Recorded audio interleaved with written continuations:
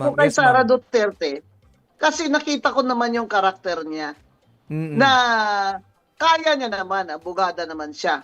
Kaya naman niya at Apo. nanindigan naman siya against Marcos. Sa Attorney Bing, Nagsasalitaan naman siya against corruption. sa, So sino pa? Alangan naman mag-raise sa Ontiveros ako.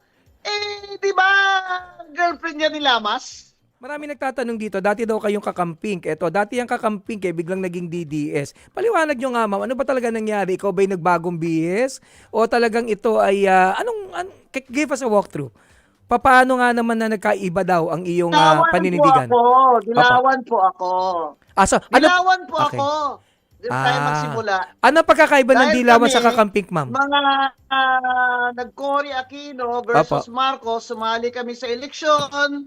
Opo. At the risk of our lives and properties, yung mga kaliwa na yan, yung sumali sa eleksyon dahil gusto nila revolusyon. So nag-EDSA kami, na-appoint ako ni kasi opposition, nag-Cory na ang pamilya ko dun sa Negros eh. Opo. So, na-appoint ako ni President Cory as Mayor of Cadiz upon Yes, the ma'am. recommendation of Bishop Fortich.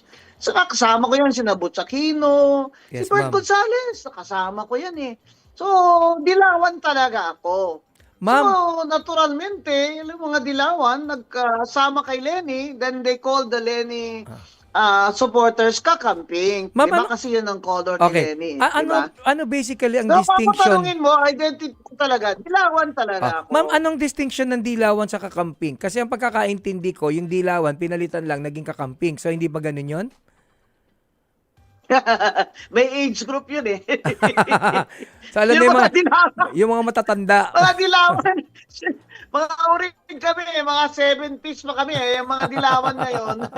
Yung mga kakamping, mga bata. Mga, kami, mga over 60. Oo, tsaka yung mga anak namin, ay siguro nasa 50s na rin. Ganun, Opo. nakita ko nga yung anak ni Butch Aquino eh. Minsan sa EDSA Opo, celebration eh. Oo. So, may age group talaga yun.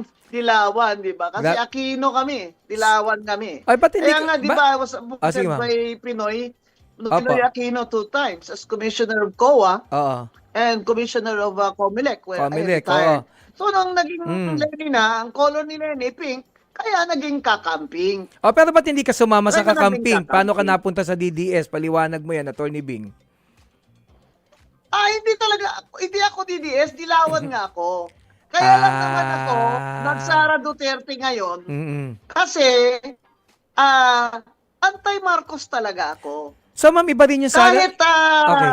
baboy ang tatakbo laban kay Marcos, and with due respect sa mga baboy ha, na mga pigs Yes, ma'am. na mga Yes, ma'am. totoo ha, sa baboy pa rin ako, hindi talaga ako magmamarcos. Sa baboy ka pa rin Kaya tatakbo, ako ma'am. kay Yes, Sara ma'am. Duterte, kasi nakita ko naman yung karakter niya, na kaya niya naman, abogada naman siya.